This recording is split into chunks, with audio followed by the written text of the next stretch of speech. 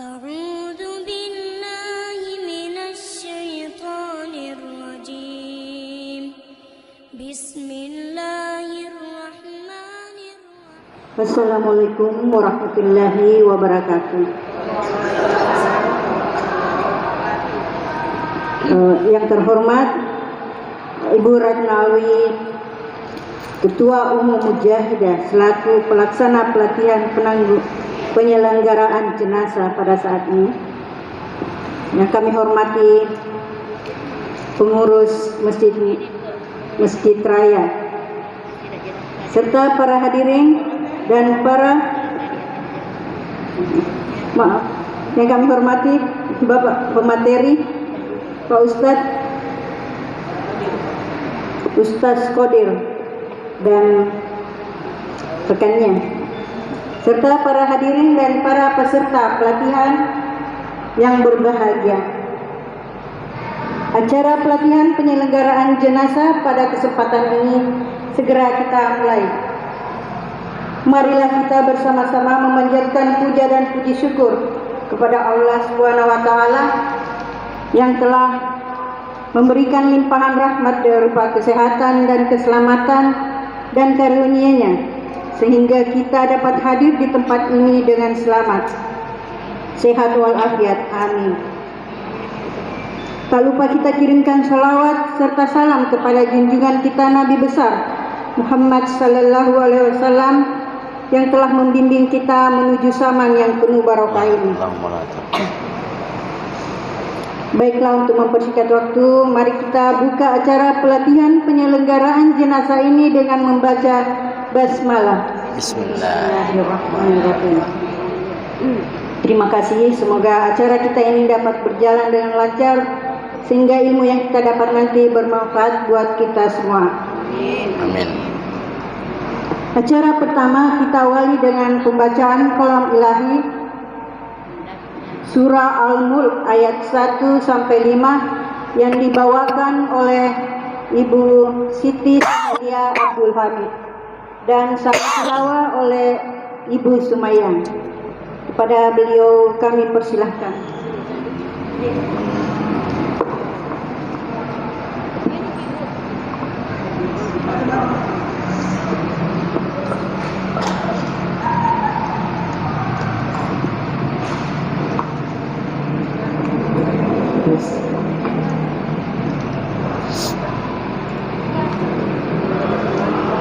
Assalamualaikum warahmatullahi wabarakatuh.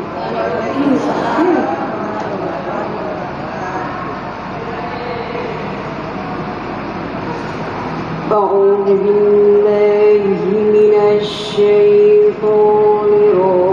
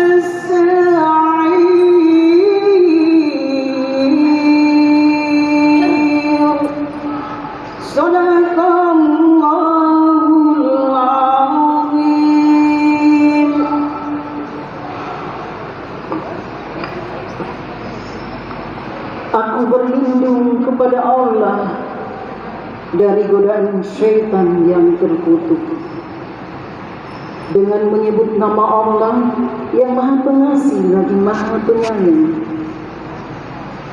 Maha suci Allah yang di tangannya lah segala kerajaan, dan Dia Maha Kuasa atas segala sesuatu yang menjadikan mati dan hidup, supaya Dia menguji kamu, siapa di antara kamu yang lebih baik amalnya. Dan Dia Maha Perkasa lagi Maha Pengampun, yang telah menciptakan 7 langit berlapis-lapis. Kamu sekali-kali tidak melihat pada ciptaan Tuhan yang Maha Pemurah sesuatu yang tidak seimbang, maka lihatlah berulang-ulang. Adakah kamu lihat sesuatu yang tidak seimbang? Kemudian pandanglah sekali lagi, niscaya penglihatanmu akan kembali kepadamu dengan tidak menemukan sesuatu cacat, dan penglihatanmu itu pun dalam keadaan payah. Sesungguhnya kami telah menghiasi langit yang dekat dengan bintang-bintang, dan kami jadikan bintang-bintang itu alat-alat pelempar syaitan, dan kami sediakan bagi mereka siksa neraka yang menyala-nyala. Maha benar Allah dengan segala firman-Nya. Assalamualaikum warahmatullahi wabarakatuh.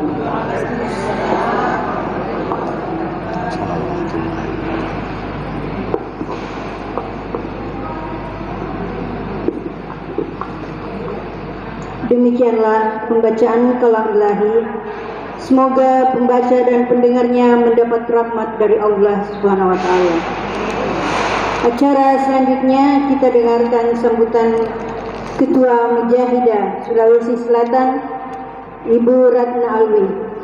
Kepada beliau kami persilahkan.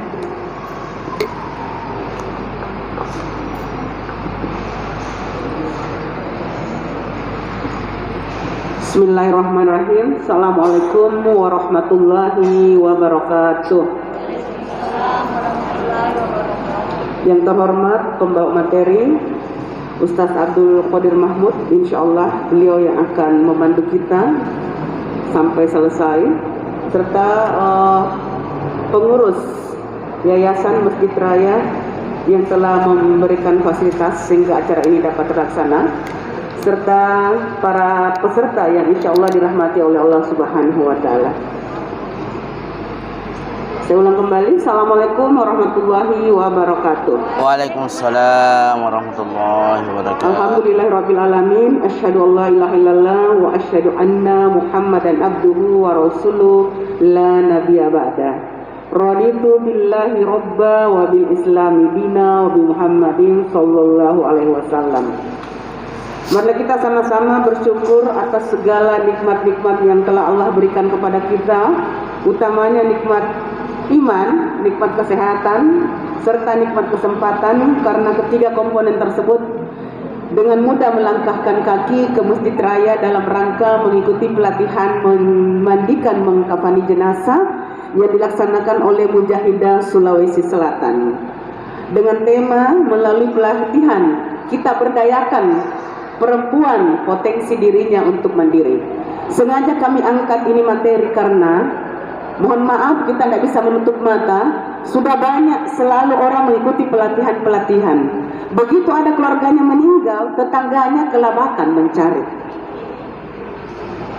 Saya heran juga, sudah mak, tetapi kalau ada keluarganya meninggal, tidak tahu apa ya, mungkin takut atau kenapa. Sehingga kami betul-betul ini, insya Allah nanti semua teman-teman yang sudah mengikuti pelatihan akan kami data, sehingga karena ini Mujahidah Sulawesi Selatan adalah organisasi khusus emak-emak atau perempuan yang punya tagline cinta agama dan bangsa, dan itu tujuannya adalah meringankan beban sosial kepada masyarakat. Alhamdulillah Mujahidah sudah ada beberapa jenazah yang kita sudah tangani, dan itu ada mau cuma kain kafannya lengkap dengan tim pemandi jenazahnya sampai dengan pekuburannya dan ambulansnya. Mujahidah itu bisa dijadikan sebagai mitra ketika ada keluarga tak meninggal. Jadi harapan kami dengan terbentuknya ataukah dengan diadakannya pelatihan ini, insya Allah alumni pelatihan ini, mohon maaf ya kami tidak kasih di situ sebenarnya sini angkatan pertama, pelatihan angkatan pertama. Kenapa kami akan bikin setiap 6 bulan? Karena selalu di-upgrade supaya tidak tersimpan gitu ilmu tak karena tidak praktek gitu. Itu harapan kami sehingga kami laksanakan seperti ini. Karena sampai di Maros juga ada yang meminta kami, lucunya tidak ada di sana pemandi. Baru mengaku-mengaku biasa nak latihan, tapi tidak dia manfaatkan ilmu yang telah diberikan. Harapan kami diikuti mulai dari awal sampai selesai, karena materi ini mulai dari saat menjemput sakaratul maut, atau bahasa biasa orang Makassar mengatakan di Pamadang. Ini materinya Ibu mulai dari di Pamadang sampai masuk ke Liang Lahat, tahapan-tahapannya yang sesuai dengan sunnah, yang sesuai dengan syariat Islam. Mohon maaf sebentar akan dikasih kangki yang biasanya ada di masyarakat, potong kelapa kemudian mayatnya dilangkahi, itu di sini tidak ada karena itu tidak dilaksanakan oleh Rasulullah SAW. Jadi kami benar-benar ini mengupgrade bagaimana menangani jenazah yang sesuai dengan syariat Islam. Karena banyak pemandi kampung Ibu nak beli kami payung, sendal, sebenarnya nak pakai itu maka sendal, nak pakai payung juga. Jadi betul-betul ini sebentar yang sesuai dengan syariat Islam. Mudah-mudahan kita menjadi corong terdepan ketika melihat ada yang tidak sesuai dengan sunnah Rasulullah, nggak apa-apa ditegur. Kalau dia mau laksanakan, alhamdulillah. Yang lepas kita dosa tak karena kita menegur dia. Kalau kita tidak tegur, tertinggal ke dosa sama kita. Ibu Dik, sedikit kami perkenalkan, Mujahidah ini adalah organisasi khusus perempuan yang bergerak di bidang sosial. Alhamdulillah Mujahidah sudah 5 cabangnya. 1 di Balangbogi, Kabupaten Goa, kemudian di Kabupaten Pinrang, di Desa Karomba. Kami sasarannya adalah Muslim atau perempuan yang di situ ada misionaris masuk. Alhamdulillah di Balangbogi yang tadinya tidak tahu membaca Al-Quran sekarang sudah bisa nih dan naik di Quran besar. Karomba baru-baru bulan 11 kita di sana. Itu Karomba perbatasan Mamasa dengan Toraja Barat. Di sana kita juga sudah bekerja sama dengan Inisiatif Zakat Indonesia. Dia yang kami yang tempatkan di sana untuk membuat ibu-ibunya bisa memberantas buta aksara Al-Quran. Di Moncongloe sudah terbentuk juga di Kecamatan Moncongloe, tepatnya di Desa Jambua. Di Mariso juga sudah terbentuk. Kemarin juga di Bontocinde di Jalan Petarani sudah terbentuk. Dan terakhir ini kita akan buka lagi insya Allah kebakaran di Jalan Jonganya, Leping di situ.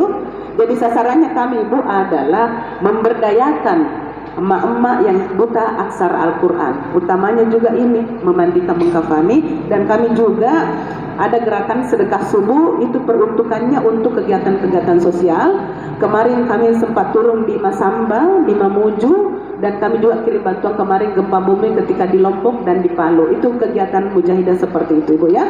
Sekedar perkenalan. Sekian, sekiranya pelatihan ini terjadi kesalahan yang tidak sesuai dengan harapan ibu-ibu semua, mohon dimaafkan karena sesungguhnya kesalahan itu datangnya dari kami dan kebenaran itu datangnya dari Allah. Selamat mengikuti pelatihan, mudah-mudahan istiqomah hingga selesai pelatihan. Terima kasih Pak Ustaz. Dan teman-teman kepada seluruh panitia saya beri aplaus luar biasa.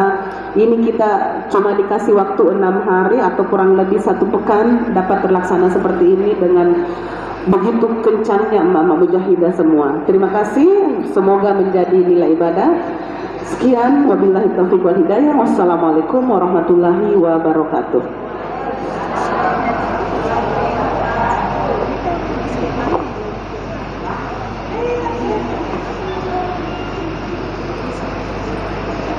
Terima kasih kepada Ibu Ratna Alwi yang telah memberikan sambutannya.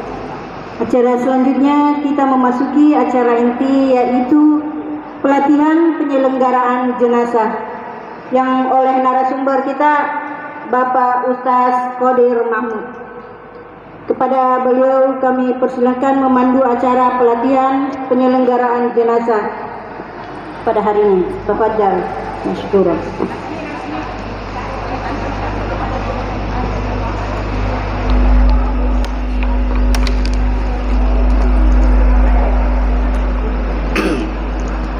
Assalamualaikum warahmatullahi wabarakatuh.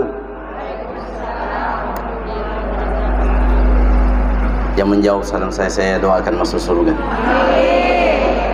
Assalamualaikum warahmatullahi wabarakatuh.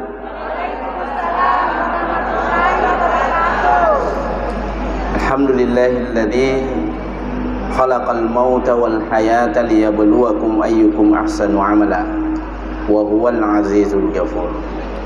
Asyhadu an la ilaha illallah wahdahu la syarika lah wa asyhadu anna Muhammadan abduhu wa rasuluh. Allahumma salli ala Muhammad wa ala alihi wa ashabihi wa man tabi'ahum bi ihsanin ila yaumiddin. Ibu-ibu sekalian, ema-ema mujahidah yang sangat luar biasa, pada hari ini tentu kita memuji Allah Subhanahu wa taala oleh karena begitu banyak nikmat yang telah Allah Subhanahu wa taala berikan kepada kita. Nikmat iman, nikmat kesehatan, nikmat kesempatan, nikmat ukhuwah, persaudaraan. Ini adalah nikmat, semuanya nikmat yang besar dan terkumpul dalam diri kita pada hari ini. Alhamdulillah, pada hari ini kita akan mencoba melatihkan ya salah satu kewajiban orang yang hidup terhadap orang mati ya, dan kita akan memulai mengenal dulu apa sesungguhnya dari kewajiban kita terhadap saudara-saudara kita yang lain.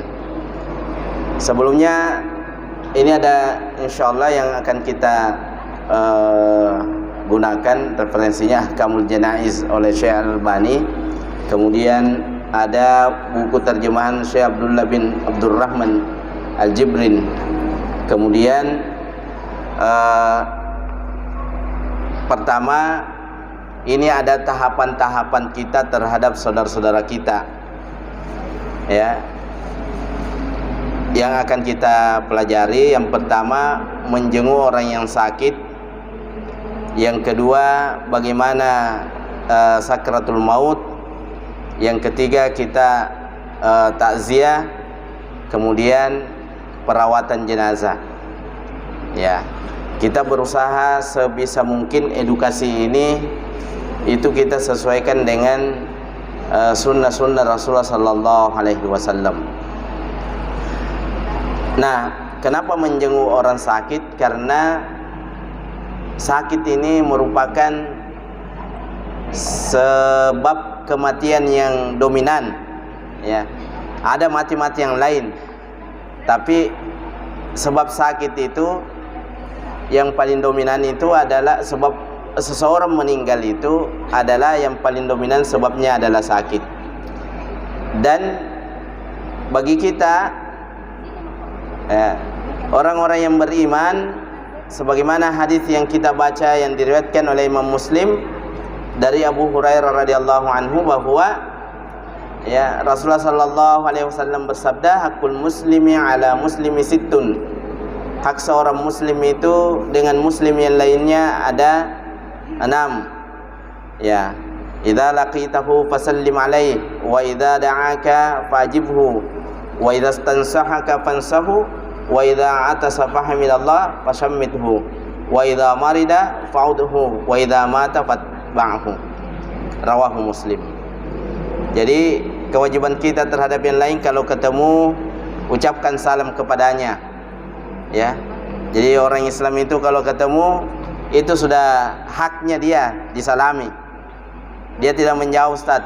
Bukan urusannya. Hak kita itu adalah fasallim alai ya. Jangan cuma yang dikenal. Yang tidak dikenal kalau dilihat pakai jilbab itu kasih salam Ya, karena tahu ndak ibu-ibu ya, Rasulullah sallallahu alaihi wasallam itu bersabda, di antara tanda ciri hari kiamat itu kalau ada orang yang memberi salam kepada orang yang dia kenal saja. Ya.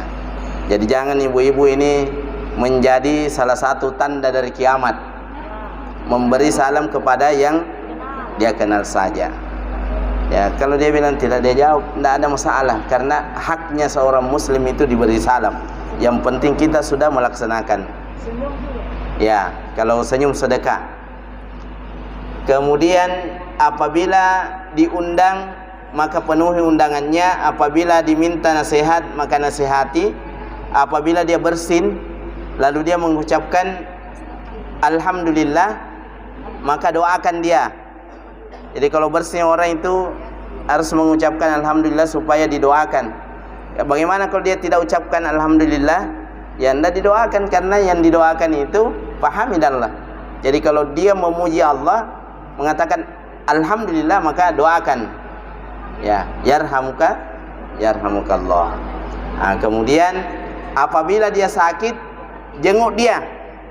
Ya, jadi kalau ada orang sakit, apalagi sudah lama-lama, jenguki. Ya, karena jangan sampai itulah pertemuan terakhir kita. Selain daripada bahwa memang itu haknya dijenguk. Kemudian apabila dia meninggal, iringilah jenazahnya. Maksudnya diurus jenazahnya sampai ke penguburannya. Baik. Menjenguk orang sakit itu ada juga adabnya. Ya. Yang pertama, orang al-ikhlas. Ya. Yang kedua, memperhatikan situasi saat menjenguk. Jangan saat dia istirahat dijenguk. Kalau dia istirahat, jangan jenguk. Bersilaturahim saja dengan keluarganya. Orang yang menjenguk orang yang sakit boleh memegang bahagian yang sakit daripada orang sakit sambil mendoakannya. Biasanya Rasulullah itu kalau ada sakit, dia pegang, kemudian dia baca bismillah, bismillah, bismillah, atau mendoakan Allahumma rabbin nas adhibil ba'sa washfi anta syafi la shifa shifa'a illa shifa'uk shifa'an la yughadiru saqaman. Kalau mendoakan dia as'alullahal azim rabbal arsyil azim ayyasfiyak, didoakan begitu. As'alullahal azim, ya saya meminta kepada Allah yang maha agung, rabbal arsyil azim, Tuhannya arsy yang agung, ayyasfiyak, untuk menyembuhkanmu. Ya, jadi didoakan seperti itu. Aku memohon kepada Allah. Kalau tidak tahu bahasa Arabnya, bahasa Indonesia. Aku memohon kepada Allah agar supaya Allah menyembuhkanmu. Ya. Selanjutnya, mengurangi banyak bertanya. Jadi kalau ada orang yang sakit, berat sakitnya, apalagi kalau dilihat sudah nazak, maksudnya sudah sakarat, kurangi bertanya. Ya, jangan terlalu bertanya, bagaimana keadaan tak? Kalau dia sudah alhamdulillah. Kita kenal saya, kita kenal, tidak usah. Ya kan? Kan biasa begitu. Kita kenal di saya. Ya. Maksudnya banyak sekali yang dia paksa orang yang sakit untuk mengetahui banyak hal. Nah, padahal ini orang yang sementara mempersiapkan dirinya untuk bertemu dengan Rabb-nya. Maka itu salah satu adabnya, kurangi bertanya kepada orang yang sakit. Kalau mau tanya, tanya keluarganya. Ya. Kemudian kalau masih bisa berkomunikasi, dikasih kesabaran. Kemudian mendoakan dia sambil mendoakan diri kita. Ya, didoakan juga diri kita agar supaya kita diberi kesehatan, ya, tidak diberi ujian sesuai yang bisa kita pikul ujian itu. Ya, sangat boleh jadi kalau kita yang sakit ini belum tentu kita bisa sekuat orang yang sakit itu. Maka kita doakan diri kita. Selanjutnya, kita pada saat sakaratul maut, jangan ada ucapan-ucapan lain seperti yang kita sebutkan tadi, dan hendaklah berkata yang baik kemudian berdoa. Ya. Kalau ada hal-hal yang orang yang sakaratul maut itu jangan diceritakan, karena di situ akan nanti jangan sampai diaminkan oleh malaikat. Karena itu malaikat pada orang sakaratul maut itu malaikat, rombongan malaikat sudah datang. Ya. Di dalam hadis Rasulullah sallallahu alaihi wasallam tentang orang-orang yang akan mati itu, dengan hadis yang panjang itu disebutkan bahwa kalau orang sedang sakaratul maut itu bukan cuma malaikat maut yang datang. Itu datang sekelompok malaikat. Dan dia, orang yang sakit itu bisa melihat rombongan malaikat itu sejauh matanya memandang. Makanya biasa ada yang melihat terus kemana. Karena rombongan malaikat itu ada malaikat yang datang membisik.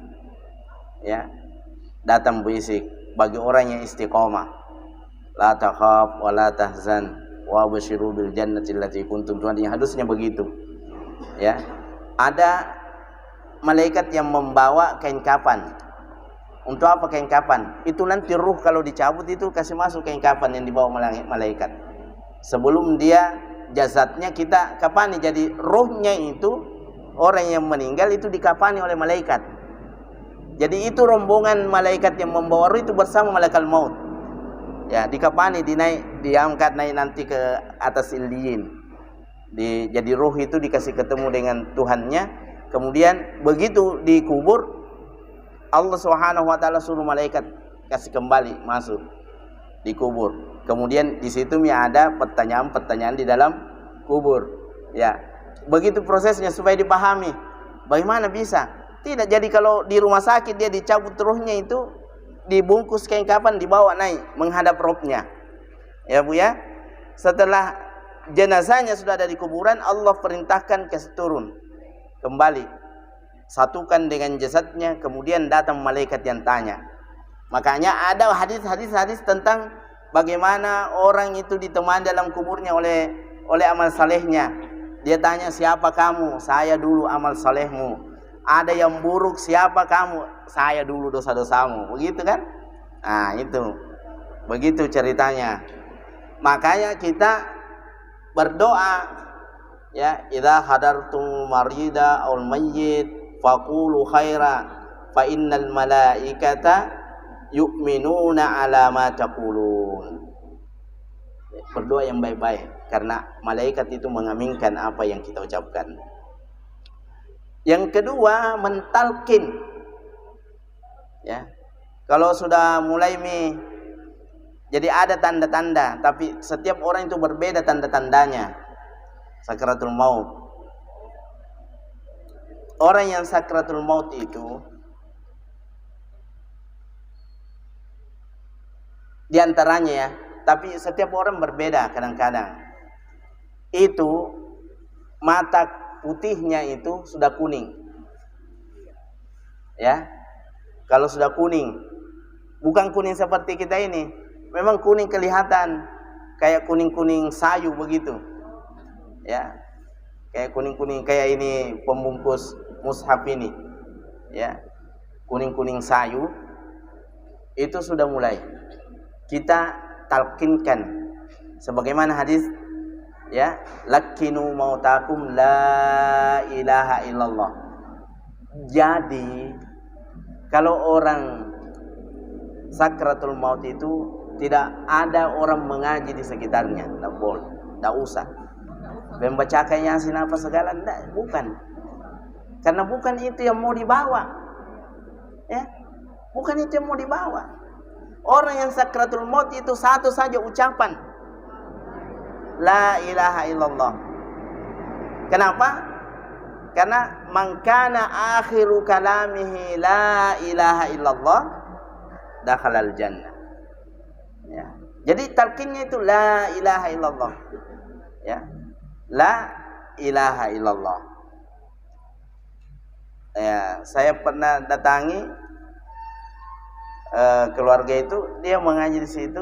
Saya bilang, Bu, di sana Ki, anaknya mengaji di sana. Karena saya tidak boleh dilarang orang mengaji kan. Di sana Ki mengaji, jangan di sini didengar. Itu kalut itu. Antara dia mendengar bacaan Quran dengan talqin. Sementara akhir ucapannya lain-lain. Tidak perlu baca Al-Quran, dia tidak perlu. Ya, harusnya sebelum dia sakit baca Quran, dituntun baca Quran. Ya, satu saja, la ilaha illallah, tidak boleh ada lagi. Jangan lagi kalau ada yang jenguk, jangan tanya macam-macam, tidak boleh tanya macam-macam. Masih sadar ki, masih ingat ki? Bukan itu mengganggu itu. Ya, jangan ditanya, datang Mika yang putih, masih yang hitam kah? Ya. Memang karena kan setan itu juga mengambil peran itu kalau ada orang sakaratul maut. Dan kalau dibacakan la ilaha illallah itu akan memalingkan itu godaan setan. Ini kata Al-Imam Al-Qurtubi. Para ulama kami mengatakan bahwasanya mentalkin orang yang akan meninggal dunia adalah merupakan sunnah dari para pendahulu umat ini. Maksudnya Rasulullah, sahabat, ya, tabi'in, tabi'ut tabi'in dan seterusnya, yang kemudian diamalkan oleh kaum muslimin hingga saat ini. Sebagaimana hadis yang kita bacakan, ya, lakinu mautakum la ilaha illallah. Jadi ditalkin itu sebelum meninggal, bukan setelah meninggal. Ya, talkin itu sebelum meninggal. Karena ini disesuaikan dengan hadis yang lain bahwa man kana akhiru kalamihi la ilaha illallah dakhalal jannah. Ya. Yang kedua, untuk mengingatkan orang yang akan meninggal dunia terhadap sesuatu yang dapat menolak gangguan syaitan. Karena syaitan akan mendatangi orang yang akan meninggal dunia dalam rangka merusak akidahnya. Ya, kata Imam Al-Qurtubi. Jadi datang tuh memang syaitan itu. Ya, orang Bugis bilang datang apa maling-maling. Ya, jangan juga orang yang menjenguk apa maling-maling juga. Ya, tanya orang macam-macam. Itu apa maling-maling juga itu. Ya, mulai sekarang jangki begitu. Ya. Artinya kasih tahu keluarga yang lain. Kalau ibu-ibu ini sini insyaallah tidak nih. Ya, yang lain di keluarga itu biasa, susah. Agar akhir ucapan yang keluar dari orang yang akan meninggal dunia adalah la ilaha illallah, sehingga dia menjadi orang yang berbahagia karena termasuk dalam golongan yang dikatakan oleh Rasulullah sallallahu alaihi wasallam, barang siapa yang ucapan terakhirnya la ilaha illallah maka akan masuk surga. Hadis riwayat Abu Daud. Ini batasan mentalkin. Jadi ini sifat caranya mentalkin. Al-Imam Al-Qurtubi berkata, apabila seorang yang akan meninggal dunia telah membaca la ilaha illallah satu kali, maka tidak perlu diulang. Jadi jangan apa istilahnya mepet sekali. La ilaha illallah, la ilaha illallah, la ilaha illallah. Tidak, satu-satu kali. La ilaha illallah. Perhatikan, kalau sudah ada gerakannya, berhenti. Berhenti. Ya. Karena sudah la ilaha illallah mi. Jangan mi lagi, pokoknya la ilaha illallah. Atau bisa sebelumnya diminta ulang-ulangi ki di apa yang saya ajarkan ki. Ya. La ilaha illallah. Begitu dia ucapkan, berhenti mi. Itu mi kalimat terakhirnya. Sudah. Tidak usah diulangi lagi. Karena nanti kacau lagi pikirannya. Ya kan? Sudah tenang mi itu. Sudah tenang. Ya. Ini Ibnu Al-Mubarak, Abdullah bin Mubarak juga berkata, talkinlah orang yang akan meninggal dunia dengan kalimat la ilaha illallah, dan jika telah mengucapkannya maka jangan diulangi lagi. Dan jangan seperti orang yang bertahlil di situ, la ilaha illallah, la ilaha illallah, la ilaha illallah. Itu tambahan itu. Ya. Tambah kacau. Jadi pelan-pelan, la ilaha illallah. Perhatikan. Dan begitu kita yakin bahwa ini sudah dia ucapkan, berhenti. Ya. Berarti sampai ya. meninggal. Sampai meninggal demi, karena itu ucapan terakhirnya kan. Kecuali ya dia ada ucapannya, aduh sakit. Nah, diulang lagi karena nanti ucapan terakhirnya aduh sakit. Atau dia tiba-tiba minta minum, haus, kasih minum, kemudian talkin lagi, ya, talkin lagi, la ilaha illallah, ya, Begitu. Boleh diulang apabila setelah ditalkin dia mengucapkan kalimat yang lain. Ya, maka hendaklah diulang sekali lagi agar akhir ucapannya adalah kalimat syahadat itu, la ilaha illallah. Ya. Jadi seperti itu. Kalau dia mengucapkan, apalagi kalau ada keluarganya datang, bagaimana keadaan anta? Alhamdulillah. Alhamdulillah itu baik kalimatnya. Tapi bukan itu yang dimaksud. Ya. Bukan itu yang dimaksud. Jadi diulangi la ilaha illallah. Nah, kalau sudah berhenti. Nah, ciri-cirinya orang yang meninggal yang biasa, yang umum. Tapi ada orang bangun masjid itu hangat terus badannya sebelum meninggal. Pada umumnya, sekali lagi kita mengatakan bahwa ada kasus-kasus tertentu kan. Ada kasus-kasus tertentu. Pada umumnya orang yang meninggal itu sedang sakratul maut itu paling duluan ditinggalkan ruh itu adalah bagian kaki. Ya. Jadi diperiksa kakinya. Ya. Kalau dingin, sudah dingin naik sampai di sininya sudah itu, sudah. Nah, kemudian tanda seseorang sudah meninggal itu napas berhenti. Tidak ada lagi napasnya. Ya. Tapi untuk itu pokoknya kakinya itu di situ kakinya dipegang terus. Sudah dingin kayak es apa semua, berarti tidak ada lagi ruh di situ. Kenapa dingin? Karena memang tidak ada ruh lagi. Sudah kan dicabut dari sini kan dicabut. Ya kan? Berarti yang pertama kali meninggalkan ruh itu di kaki sudah dicabut. Kemudian napas terhenti, hidung menjadi tidak keras lagi. Ya. Jadi kalau mau memastikan sudah meninggal tidak, ini pencet hidungnya. Kalau sudah tidak keras lagi, berarti sudah lunak, berarti itu pergi betul mi. Ya kadang-kadang kan orang masih hidup barangkali ini. Lihat saja ininya. Kalau dia ini lunak, berarti dia pergi. Ya. Jangan memaksa-maksa perasaan belum pergi. Karena itu kan wa fi anfusikum afala tubsirun. Di tubuhnya orang itu ada semua itu tanda-tandanya. Pelipisnya mulai melemas, tidak lagi kencang seperti kita ini. Ya. Yang asal jangan kalau pulang rumah peripis.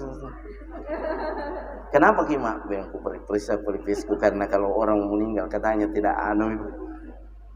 Ya. Kulit wajah mulai memanjang, tubuh jadi dingin itu tadi. Ya. Sudah berubah baunya juga. Tapi itu kalau sudah waktu lama. Nah, setelah orang meninggal, maka menutup kedua matanya. Ditutup kedua matanya. Kenapa? Kenapa ada orang biasa terbelalak matanya kalau meninggal? Ya, biasa bilang banyak dosanya Ustaz. Tidak ada hubungannya. Ya. Ada hubungannya. Suatu ketika meninggal Abu Salamah, seorang sahabat yang kemudian nanti istrinya dinikahi oleh Rasulullah sallallahu alaihi wasallam, mantan istrinya. Meninggal Abu Salamah, dikasih tahu oleh Rasulullah, meninggal Abu Salamah, sahabat. Rasulullah masuk, mata Abu Salamah itu masih terbelalak. Nah, terbelalak. Kemudian Rasulullah sallallahu alaihi wasallam sambil menutup mata Abu Salamah, beliau bersabda, "Innar ruha idza qubida tabi'ahul basar." Sesungguhnya itu ruh kalau dicabut itu diikuti oleh pandangan mata. Ya. Diikuti oleh pandangan mata. Nah, bagaimana Ustaz kalau sudah meninggal masih kelihatan matanya? Masih terbuka matanya. Ditutup tidak mau. Ya. Maka diplester dulu. Tidak apa-apa diplester dulu. Nanti kalau sudah sambil menunggu orang datang, kalau ditanya orang kenapa, bilang terlambat ditutup matanya. Ya. Kan itu harus langsung, harusnya. Saya beberapa waktu lalu ada orang meninggal ibu-ibu meninggal diumumkan. Saya dengar sebenarnya diumumkan menjelang Isya. Habis Isya saya ditelepon, Ustadz sini berkumpul orang, kenapa? Ini jenazah ini agak tidak nyaman orang datang karena terbuka matanya. Nah ini berkumpul orang, jadi saya datang ke situ ceramahi dulu. Memang ini jenazah itu kalau meninggal, orang yang ada di sampingnya itu harus paham, dipejamkan matanya, karena itu dia ikuti itu ruhnya. Maka ada dua itu. Kadang-kadang orang mengikuti ruhnya itu matanya terbuka, kemudian sambil menganga, ya kan? Ya, itu reaksi sebenarnya, reaksi seseorang ketika jasadnya diangkat oleh malaikat maut. Biasa menganga itu, karena kan takjub itu. Oh begitu, diangkat, melongo begitu, ya kan? Itu saya datang ke sana, oh ini siapa yang di sampingnya? Anaknya rupanya tidak tahu, ambil plester. Saya suruh plester anaknya, yang perempuan di plester.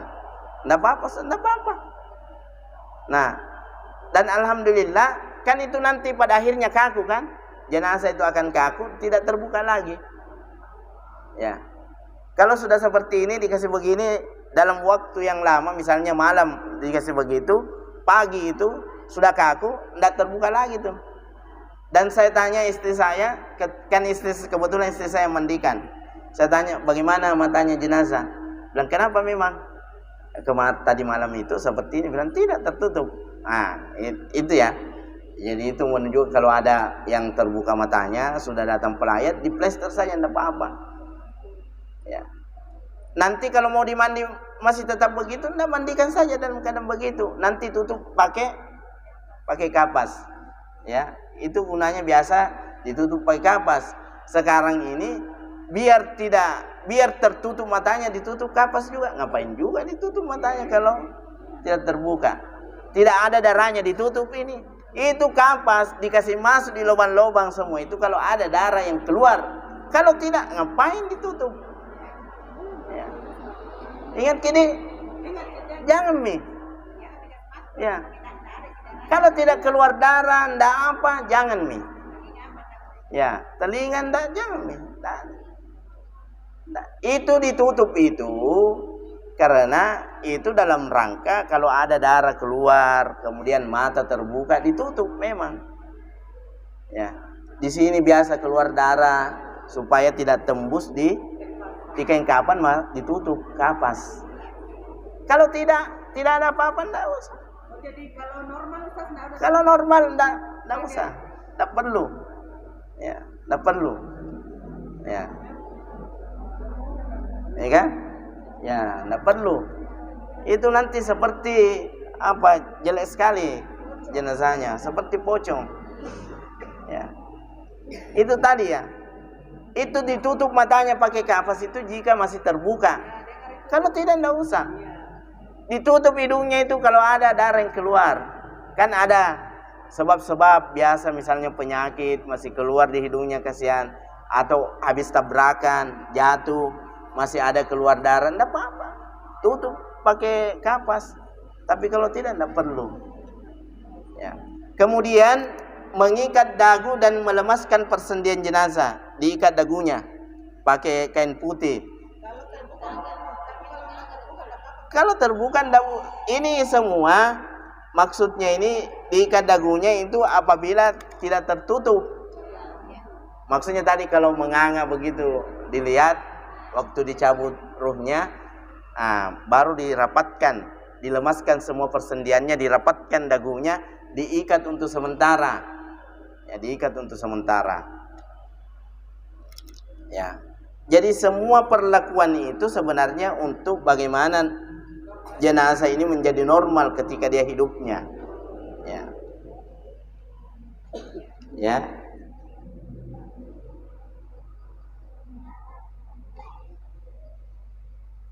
Begitu penjelasannya di kitab itu ya.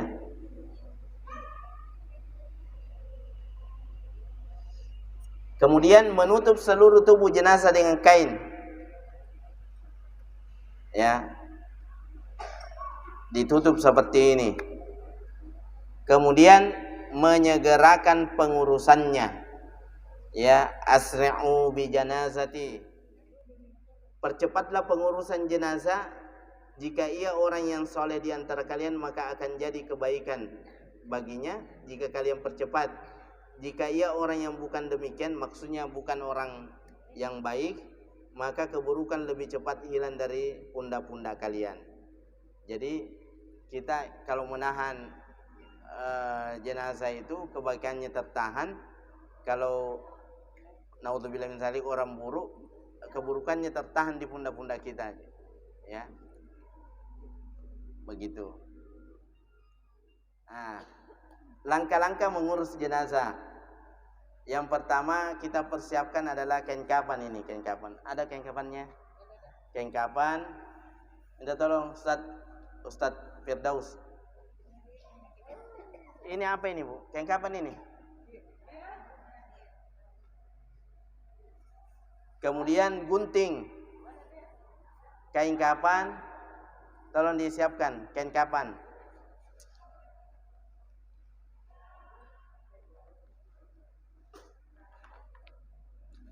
Apa ini? Parfum. Parfumnya. Ya. Kain kafan, gunting, ya.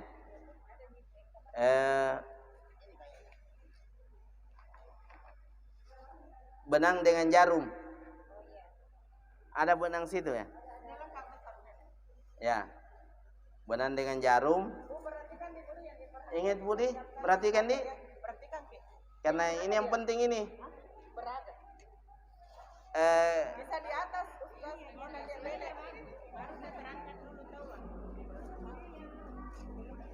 Ya.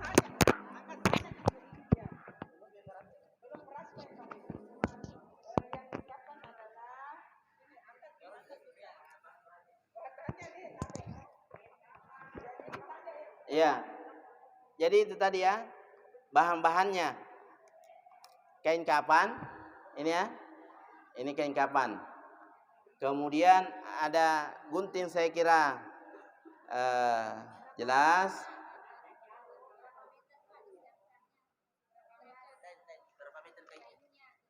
Kain itu minimal 15 meter itu. Perempuan, laki-laki. Nanti kita lihat, tergantung sebenarnya tingginya. Ya. Tergantung tingginya. Maka sebenarnya kain kafan itu setelah jenazahnya nanti diukur. Ya. Setelah diukur. Ya. Kemudian ada benang jarum, kemudian ada parfum. Kemudian ada kapas. Ini ada kapas. Kemudian ada plastik. Ini plastik. Ini plastik. Kemudian ada tali rapia. Tidak ada payung, tidak ada sendal, tidak ada cermin. Ya. Makanya kalau pergi ke beli perlengkapan jenazah, jangan ikut-ikut. Ya. Jangan ikut-ikut bilang dibeli Ustaz tapi tidak dipakai. Tapi kan kerjasama dalam keburukan. Ya. Kan kita kerjasama. Maksudnya kalau kita beli, pakai tidak, kan kadang-kadang orang tidak mau repot. Tidak mau repot. Artinya semakin kita seperti itu, semakin kesadarannya penjual juga, itu merasa bahwa memang benar. Apalagi kalau ibu-ibu yang besar jilbabnya, itu ibu-ibu besar jilbabnya kemarin beli payung, tetap diambil payungnya, tetap diambil sendalnya, tetap cerminnya. Keluarganya tidak mau repot. Kita itu bukan hanya bagaimana mengurus jenazah, tapi bagaimana memberi tarbiyah, pendidikan. Yang kedua, memberi tasfiyah. Apa maksudnya tasfiyah itu? Membersihkan masyarakat dari pemahaman-pemahaman yang masih lama, yang tidak sesuai dengan syariah kebiasaannya. Nah, pelatihan kita ini itu insya Allah dalam rangka bagaimana bukan hanya memberi solusi mengurus jenazah itu, tapi memberi tarbiyah dan tasfiyah, mentarbiyah masyarakat bahwa begini caranya yang baik, kemudian membersihkan pemahaman-pemahaman yang ya masih yang lama, ya, begitu Bu ya. Pokoknya mengurus jenazah itu yang biasa saja, ya, ya. Ini ya. Nah, di dalam pembahasan fikih jenazah itu biasanya memandikan dulu, tapi praktisnya itu sebenarnya sebelum dimandikan yang diurus pertama kali itu adalah kain kafan. Itu aslinya. Nah, yang pertama dilakukan itu adalah mengukur kain kafan. Kain kafan itu diukur sesuai dengan ukuran jenazah. Ya. Ya, jadi kain kafan itu diukur sesuai dengan ukuran jenazah. Maka jenazah dulu diukur, ya. Jadi kalau datang di rumahnya, misalnya jam berapa mau dimandikan? Sebelum jam 12. Maka jam 10 paling tidak, paling lambat kain kafan itu sudah kita ukur, potong. Ya. Yang pertama mengukur kain kafan, kemudian menyusun, menyiapkan keranda permandian, mengkomunikasikan dengan pihak keluarga perihal orang yang akan ikut dalam memandikan. Diutamakan kerabat atau yang diwasiatkan. Nah, aturan siapa memandikan nanti ada di halaman selanjutnya. Nah, sekarang kita mengukur. Tolong ini jenazah dibawa ke depan. Ya. Ini Bu, cara mengukur. Jadi jenazah itu ada dua. Kalau kita pahami selama ini jenazah itu harus sedekap. Jenazah itu boleh lurus tangannya begini. Boleh. Ya. Boleh lurus begini. Ya. Lurus begini itu boleh. Ya. Itu saja yang diukur. Cuma kasih lebih agak panjang-panjang supaya nanti bisa ada yang pakai. Ya. Ya. Maksudnya kalau bisa 2 meteran lah. Atau ini yang kita ukur, kasih turun tabe. Kasih turun.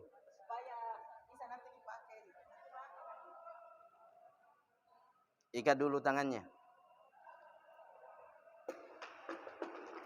Ya.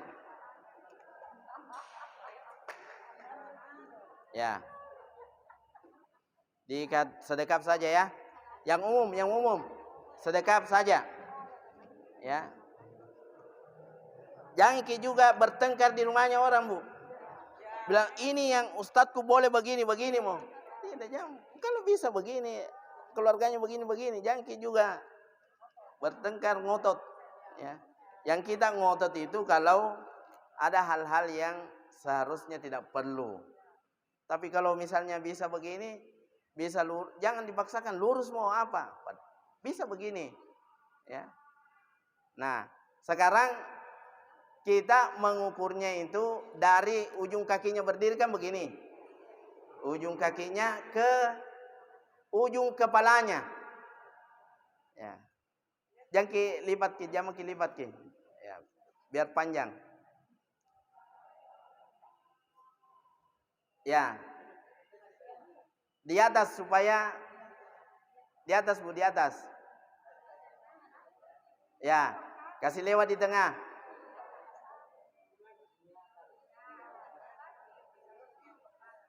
Ya, itu ujung kepala. Berarti ini ukuran aslinya jenazah. Ukuran aslinya jenazah. Tapi bukan ukuran kain kafan. Ya. ukuran asli jenazah dulu ditandai. Tapi ini bukan ukuran kain kafan, karena harus ditambah. Ya. Kan nanti tidak bisa diikat kalau, apalagi kalau misalnya jenazahnya agak gemuk. Nah, itu ya. Ya. Jangki. Jangan begitu. Itu salah nanti. Salah ki. Ya, sudah. Ya. Nah, bagaimana caranya supaya lebih? Yang pertama, diukur kembali, kemudian diputar ke bahunya. Di ujung bahu. Ya, di situ. Itu yang pertama, cara yang pertama. Cara kedua, itu ditambah masing-masing sejengkal, ditambah satu kepal. Sejengkal tambah satu kepal. Itu cara kedua. Di bawah dan di atas masing-masing sejengkal, ditambah sejengkal tambah sekepal. Di bawah dan di atas. Di bawah dan di atas. Jengkal begini, jengkal. Ya. Ya. Berarti 2 jengkal 2 kepal. Paham lagi? 2 jengkal 2 kepal. Itu cara yang kedua. Cara yang ketiga, langsung ditambah kalau ada meter. Kalau ada meter langsung ditambah masing-masing 20 atau 25 cm.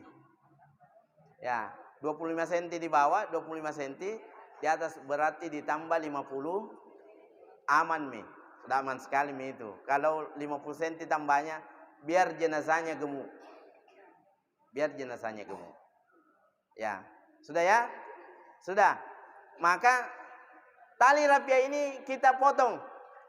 Dan tali rapiah inilah juga nanti yang diberikan orang pergi mengukur kuburan. Diukur dulu kain kafannya. Ya, sudah ya? Nah, sekarang kita ukur kain kafan dengan hasil ukuran ini.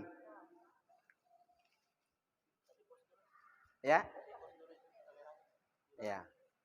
Saya kira ini dulu sambil kita persiapkan kain kafannya. Terima kasih. Assalamualaikum warahmatullahi wabarakatuh.